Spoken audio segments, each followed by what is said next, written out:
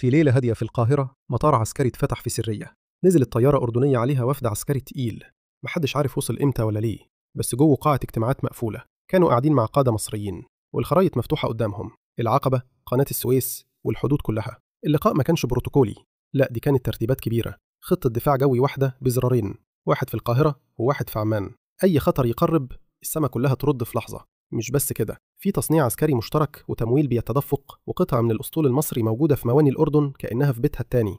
الموضوع أكبر من سلاح، دي شراكة كاملة، اقتصاد بيتخيط مع بعض، مشروعات طاقة، تحلية مياه، وسوقين بيتعاملوا كأنهم واحد، كأن مصر والأردن بقوا ظهر البعض من غير ما يغيروا أعلامهم، بس يجمعهم مصير واحد. ليه الأردن بالذات؟ لأنها المفتاح، بلد صغيرة على الخريطة بس موقعها يشيل المنطقة كلها. لو وقعت في فوضى الهزة هتوصل للشام، للعراق، للحجاز والفلسطين. عشان كده مصر شايفاها خط أحمر، زي ما قالت قبل كده عن ليبيا مسافة السكة، المرة دي للأردن. الصحافة بره بدأت تشم ريحة الاتفاق، إسرائيل بترصد، الغرب بيراقب، لكن التفاصيل لسه في الكواليس. اللي اتفقوا عليه بيتنفذ في صمت، وفود داخلة وخارجة، تدريب مشترك، قيادة موحدة بتتعامل كأنها جيش واحد.